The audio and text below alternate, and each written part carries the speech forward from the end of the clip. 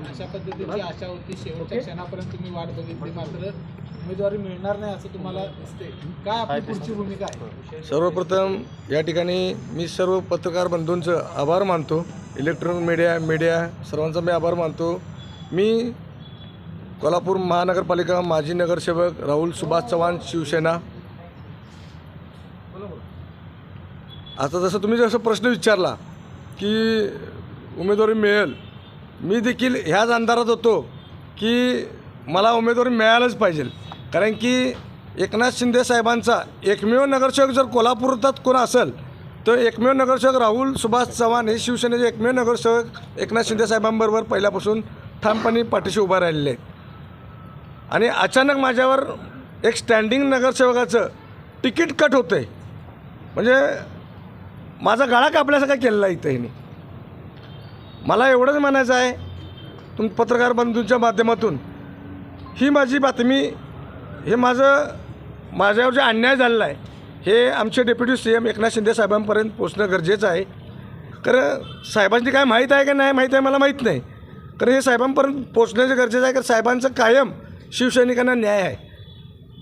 आणि एका स्टँडिंग नगरसेवकाला तुम्ही जर न्याय देऊ शकत नसाल साहेब, तरी आमचं दुर्दैव आहे. मला अपेक्षा आहे हे तुमच्या माध्यमातून साहेबांपर्यंत जेव्हा ही बातमी जाईल तर मला न्याय मिळेल. उद्या मी फॉर्म भरत आहे आणि विजय खेचून आणि ताकद आमच्यात आहे. कारण मी एक शिवसैनिक आहे. सगळ्या जनतेचा आशीर्वाद, ताकद माझ्या पाठीशी आहे. मला एवढंच अपेक्षित आहे की मला न्याय मिळावा. पण मग पुढची भूमिका आपली काय असणार? नाही, मी जसं सांगितलं ना तुम्हाला, मी उद्या स्वतः फॉर्म भरतच आहे. अपक्ष असेल की कुठल्या आघाडीतून? नाही, मी अपक्ष फॉर्म भरत आहे उद्या.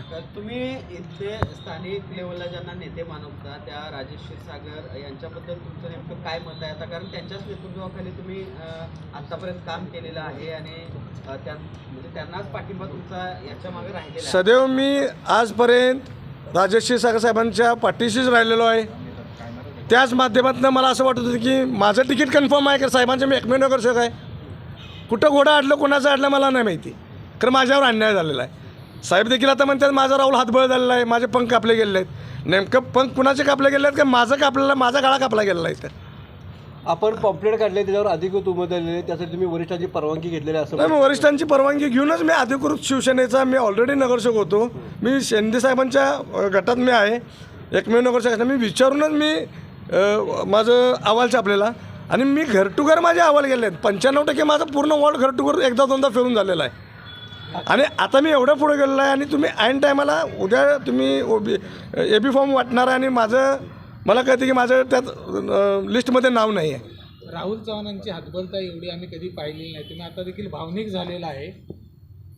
नाही, मी 2015 सालीपासून मी जसं जनतेनं माझा विश्वास ठेवून मला निवडून दिलेला आहे. मी जनतेशी प्रामाणिक राहिलेलो आहे. तुम्ही देखील पत्रकार बंधूंनी बघितलेलं आहे की 2019 साली पूर आला असेल, 21 साली पूर असेल, मी 15-20 दिवस पाण्यात होतो. मी घरी सकाळी बाहेर पडलो 7ला तर रात्री झोपायला डायरेक्ट 10ला घरी जायचो. मी रात्रभर लोकांना घरातून बाहेर काढलेला आहे. आणि याची गवाही स्वतः तुम्ही पत्रकार बांधू आहे, लोक आहेत सगळी माझी. आणि आता मला कळते की राहुल चव्हाणचा निगेटिव्ह रिपोर्ट आहे. आणि निगेटिव्ह रिपोर्ट काढतं आहे कोण? मला तर असं म्हणायचं आहे की निगेटिव्ह रिपोर्ट हे पत्रकार मानतो ना, पत्रकार मीडियामध्ये द्यायला पाहिजे ना. एक की मीडिया मला असं दाखवा की ज्यांनी अहवाल दिलेला आहे की राहुल चव्हाण निगेटिव्ह रिपोर्ट आहे म्हणून. राहुल चव्हाण हे एक कोल्हापुरात ओळख आहे, विशेषतः तरुण आहात तुम्ही. असं असताना नेत्यांचं जवळीक असताना तुमचं तिकीट कापण्याची मूळ कारणं तुम्हाला काय वाटतात आणि ह्याच्या पाठीमागे कोण असावं असं? नाही साहेब, याचं कसं आहे, आता मी कुणाला दोष देत बसणार एवढा माझ्याकडे वेळ नाही साहेब आता. कारण मला एवढंच माहिती आहे मी इलेक्शन तोंडावर आहे. मी माझ्या पक्षाच्या मार्फत एक अधिकृत उमेदवार म्हणून मी खूप पुढे गेलेलो आहे. आणि अशा ठिकाणी त्यांनी येऊन मला थांबवून माझा गळा कापण्याचा प्रयत्न करायला लागलेत की बाबा मला हातबलच करून टाकलेला आहे. आणि ह्या अशा वेळी माझे मुख्यमंत्री एकनाथ शिंदे साहेब यांच्याकडूनच मला अपेक्षा आहे की मला न्याय मिळेल. शिवसेनेमध्ये 2 गट पडल्यानंतर कोल्हापुरात ज्यावेळी राजेश क्षीरसागर साहेब एकनाथ शिंदे यांच्यासोबत गेले त्यावेळी त्यांच्यासोबत जाणारे पहिले नगरसेवक आपण होता.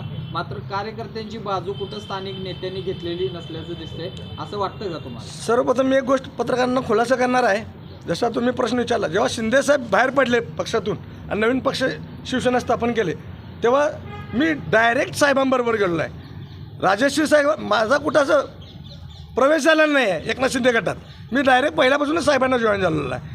क्षीरसागर साहेब नंतर देखील आलेले आहेत. मला सांगण्याचा उद्देश आहे की मी एकनाथ शिंदे साहेबांच्या प्रेमापोटी मी साहेबांबरोबर गेलो आहे. त्यांच्या कामाची पद्धत बघून तुमच्यासारखी अशी अनेक जणांची परिस्थिती, आणखी कुणाची अशी परिस्थिती झाली की ऐन वेळी येऊन त्यांचं तिकीट कापलेलं आहे. नाही, मी कुणाचं नाव घेऊ शकत नाही ना, कारण एकमेव नगरसेवक शिवसेनेचा मी एकमेवच होतो ना. इन 2015 साली 4 नगरसेवक निवडून आले. जे 3 आले ते उभाट्यावर गेले. मी एकटाच एकनाथ शिंदे साहेबांबरोबर एकनिष्ठ राहिलेलो आहे. पण आता तुम्ही उभारणार आहे तुमचं पक्ष आणि कुणाची ऑफर वगैरे तुमच्याला त्याचा काय विचार नाही, ऑफर मला आलेले आहेत. खरं मी उद्या अपक्ष फॉर्म भरत आहे. खरं तर तुम्ही मगाशी म्हणालात की तुम्ही इथं स्थानिक नेतृत्व ज्यांना मानतात त्यांचं म्हणणं आहे की मी हकवला किंवा माझे पंख कापले गेलेत. तर त्यांच्या मुलाला तिकीट मिळते, त्यांच्या अन्य 2 नातेवाईकांना पक्षाकडून तिकीट मिळते, पण राहुल ना मिळत नाही तिकीट. मग कसं बघ तेच कोडं आम्हाला सुटणं झालं आहे. म्हणून मी याच्यावर काही जास्त बोलू शकत नाहीत, कारण ते माझे नेते आहेत. कारण मला असं वाटतं की माझ्या नेत्यांनी माझ्यासाठी प्रयत्न करायला पाहिजे होता. जसं त्यांच्या नातेवाईकांचे असतील, त्यांच्या मुलाचा असेल, तसं मी पण त्यांचा एक मुलगाच आहे, एक शिवसैनिक म्हणून. तरुण नेतृत्व आहे माझं. मी काय माझ्या वॉल्टापुरतं मर्यादित कधीच नव्हतो. कोल्हापूर जिल्ह्यात गेलं तर राहुल चव्हाण हे नाव फेमस आहे. लोक ओळखतात मला. तरुणांच्यात मला चांगला प्रतिसाद आहे.